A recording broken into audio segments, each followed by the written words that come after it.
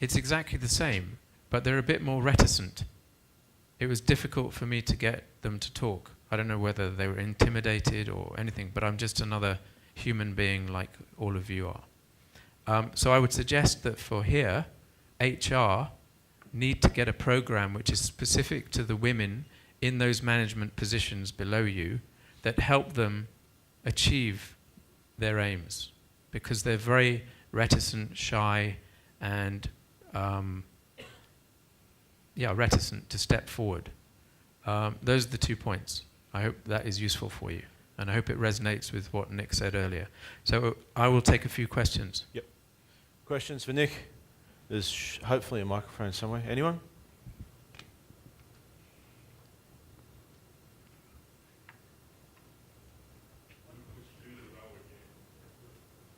Did everyone hear that question? Would you do the Rowe again? Yeah.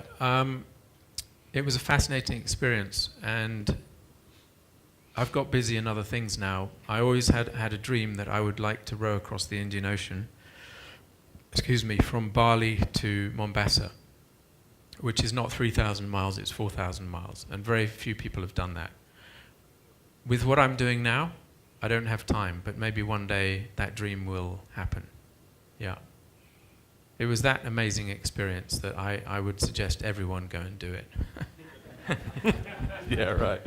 Yeah. Hi, Nick. Thanks a lot for sharing your story. Very interesting, and it was almost for me like watching Life of Pi. There was no tiger on there, though. Except for Al. Yeah. One question I had is, how many people did actually manage to complete the journey? So 49 people signed up for the race. 26 got to the start line. So huge attrition there because of financial reasons mostly. So 26 started when the gun went. 14 completed the race. And we weren't racing. We were. My aim was not to say, oh, I've rowed across the Atlantic. My aim was to experience the journey and learn from it. And inadvertently, we came 8th out of the 14 that finished. Okay, thanks. May? Yeah. Is it my turn? Yep. Okay. Nick, so to that point about... Sorry, where are you? There you are. Okay. To that point about women being reticent to speak, Yeah. who do you think will benefit from training, the men or the women? Very good question. Snap. Yeah. Go for it. Being a communications person, working at I'm being a woman, Yeah. working in a really blokey environment, I get a lot of mansplaining. So it's meaning while you're speaking, someone else takes over because they know better. Okay, so You yeah. find out. Okay, so that's a cultural thing within the bank that's the problem, and a male thing as well. So maybe. No. So you Snap. you're not supposed to heckle from the back corridors. Stand up, go on. Since you're going to heckle, I'm going to have a... This is Stephanie, this is Nick's girlfriend, who's obviously American, heckling from the back. And just so we're all clear, in case you want to talk to her over dinner, she doesn't support Donald Trump. No, she's not having the microphone. Okay, so thank you, Stephanie. So if you finish, then I will start. I'll be polite. Since I've been told off. I think there's a cultural thing there as well. So males often do that, especially testosterone-filled males, and in some cultures, I know in some areas, if you go to a meeting, even if they don't have something to say, each man thinks he has to say something. And that's obviously a waste of time when you're trying to have efficient meetings.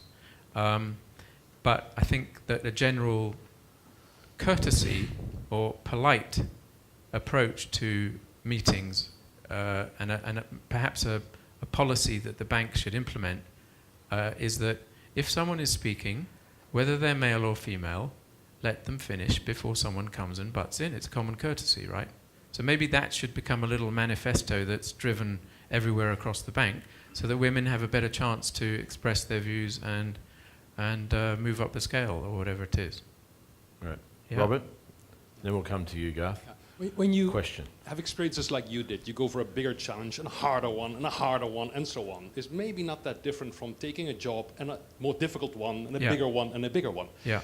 And what I always had myself is I wanted to figure out what's underneath it. What makes me do this? To gain a few years, because I don't need to perhaps have this experience and this and so on. Yeah. Did you have similar feelings in the boat, and what did that tell you?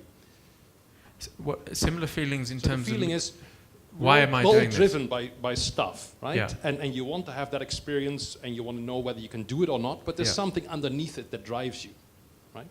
That makes you do this.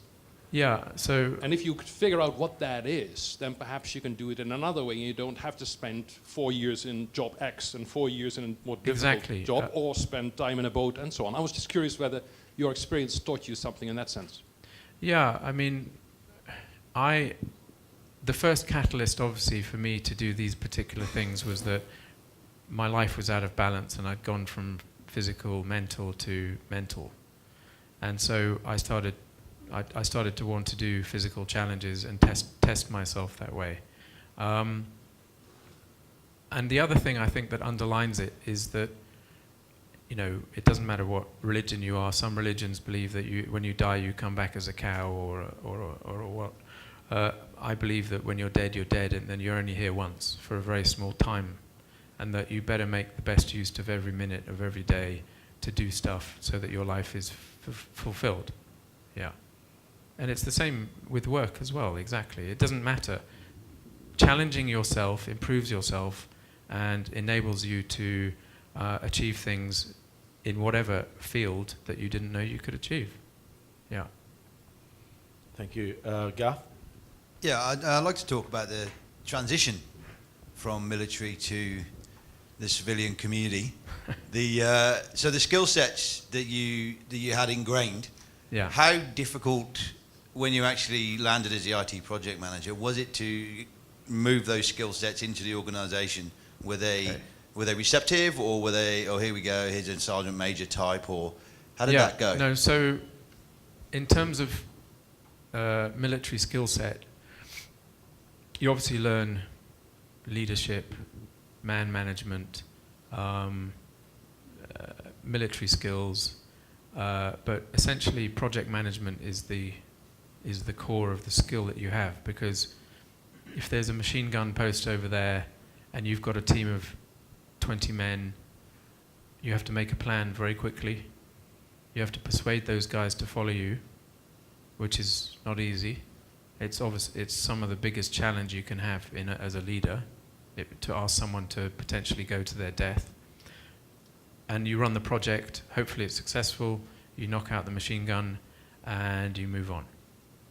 So the project management skill that I got from a very intense military training and experience was a great help.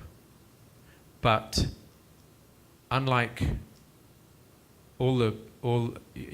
at the time that I left the military, the population of military as a whole, as a percentage of the population of UK, was very small. It wasn't like the demob after World War II, where everyone, even civilians, had to serve, and there was an experience of the skills that military people had. So when I got into the bank, most of the civ pop, we're quite rude about civilians, most of the civ pop that occupy banks had no concept of what experience I had. All they knew was he did this degree, so he has a degree, and he's claiming to be a project manager, but doesn't have anything that says Prince 2 or whatever it is, right? So I told Saba when he said, we'll give you a chance, I said, give me 3 to 6 months. If I fail, you can kick me out. And there was resistance from my team.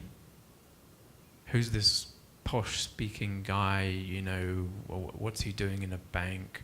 And I overcame that by getting to know them, getting to know their families, all the skills I'd picked up in the army.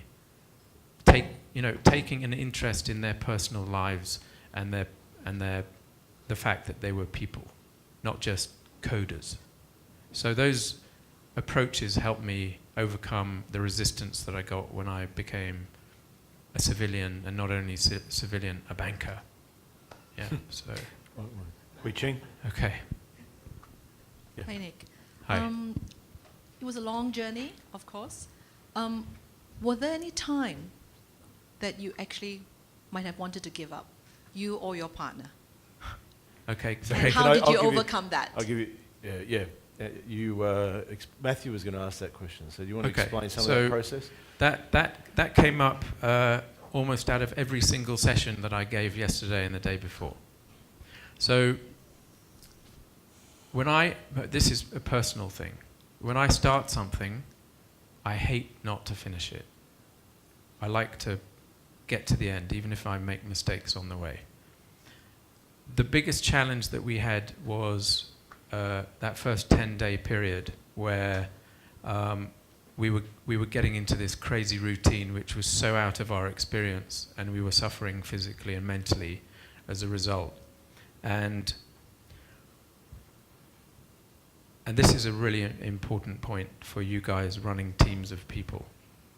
It turned out that my goal and Al, the guy I did it with, his goal was totally different. We had different objectives out of this project that we were embarking on together. Mine was, I want to get to the other side. I'm not in a race. I want to experience this journey and make it to the other side. After day 10, Al approached me, and he'd never been to sea before, and he said to me, Nick, this is shit. Okay, this is shit. I hate this. I feel sick half the time. I can't eat this crappy food. I mean, you saw he was eating lobster, but I was happy with boiled eggs, right? He was not in his comfort zone. And in addition to that, he had a girlfriend waiting for him in Antigua, and he missed her terribly. And I prepared myself, my family, for the fact that I may be away for 6 months. And that changed the whole dynamic, because we were obviously in this small boat for different reasons. So instead of taking time out on a Sunday to fish for an hour or so and communicate together and talk about today and talk about what's happening tomorrow, we suddenly started to go, okay, we're in a bit of a rush now. But you can't rush that type of thing. And then, so he had his doubts about wanting to be there, but he obviously wanted to get the tick in the box that said, I've rowed across an ocean. So he carried on, but when we rolled the first time, it didn't come out here, he broke a rib. And so for the next 11 days, he did not row. So my routine went from 2 hours on, 2 hours off to 8 a.m. Rowing to midnight. Just with very small breaks to eat something, while he was lying in the cabin. And at that stage, towards day 8 or 9, I was getting completely exhausted, and that's one of the reasons for my massive weight loss, because I was just on the oars all the time and suffering. And at that stage, I actually wanted him to give up, because he was dead weight. He wasn't contributing to the project. And I seriously considered that if it was going to take 15 days before he was willing to come back on the oars, I was going to call the support boat and ask them to take him away, and I would finish it myself. So he didn't want to give up. I didn't want to give up. But I wanted him to give up because he wasn't contributing to the team effort as he should have been. Yeah. Ines? Sir, this is me here. Other than that particular thing that you mentioned around learning, which is really have the common goal, right, in a project, Yeah. what other things do you learn at the end of it, which you will apply, or you may have already applied to other things you're doing in your life? Okay, well, 2 things. The first is that if you are working in a close team under pressure, doesn't matter what environment you're in, that you must get to know all the people you're working with, their strengths, their weaknesses, and their hobbies, what they do outside. You need to know the whole person, not just, he's an engineer, I need him to do this job, I don't care what he does after work or anything else. And if you can get to know the whole person, for every person that's in your team, what their aspirations are, what their goals are, some personal element of that human being who is in your team, who works for you, then you'll be able to manage that team and that person better, because you'll be able to know their strengths, weaknesses, etc., and use them the best you can, but also do it in a human-like way. And then the second thing is that if you are, again, working in a team with tight deadlines, tight budgets, whatever it is, and you all have to achieve that goal together, things can start to break down if you don't have one thing. Tolerance. You have to tolerate people's strengths and weaknesses, as we did, us two. We were totally different people. Tolerance is what got us across the Atlantic, and this, not this. Mental determination and tolerance. So if tolerance breaks down, then animosity starts building up, and you have to build tolerance not only from you as leaders, but amongst your team members. And the way to do that actually is to get if you're building a new team, is to get them out of their comfort zone. A smart hotel called the Hard Rock or anything, take them away somewhere outside their comfort zone and learn how they operate by making them do things that they may not be too comfortable with. And then all their strengths and weaknesses will come out, and you'll be able to run that team much better. I hope that answers. Thank you. Perfect way to end this. Matthew? No, we'll pause for questions now. Nick is going to be here for the break, and most importantly, Nick's going to be here for dinner. And just so you don't get confused, this is Adventure Nick, and that's London Nick. Okay. So you make sure you don't ask him about rowing boats, okay? Matthew? Okay. Well, what do you think, guys? Fantastic.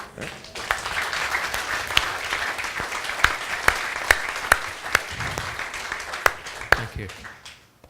I mean, how would I judge success of a talk? So I've been in the bank 11 years now. I think we were joking, I've been to something like 75 offsites in that time. I have never seen a standing ovation of a speaker. Never. I mean, you're lucky if by the end of the talk half the people are still awake. Well, you gave me the worst shift as well, so I was looking around to see if anyone's falling asleep. So fantastic. I mean, and from the reaction, that was totally unscripted. And like I said, I've never seen a reaction like that from a crowd. Yeah. So obviously you took a lot away. This is the second time I've heard this. And I took different things away than I did the first time, which is interesting. Because you get different questions. Different questions, and I think you also concentrated on different parts of the story today. It was interesting. Yeah. And I'm glad that piece came out about where you had to row alone, because I felt you might have modestly taken that out of the talk this time. Yeah, I took it out. So I'm glad the team got to hear that it was, he's used words like challenge, but in fact I think he's probably given us the sanitized version. So I think what I want us to think about is when we use words like challenge and obstacle, right? Now Nick was a banker. He was one of us. Well, he still is one of us. He's alumni, right? So he wasn't a superstar athlete, I presume. No. Right? He was a banker. And he's overcome more challenges than we will face in our careers. So when we throw around words like challenge, obstacle, maybe just think about Nick's talk. Think about collaboration, think about ways you can overcome, think about breaking the task up. So I love this talk. I've taken away so much more.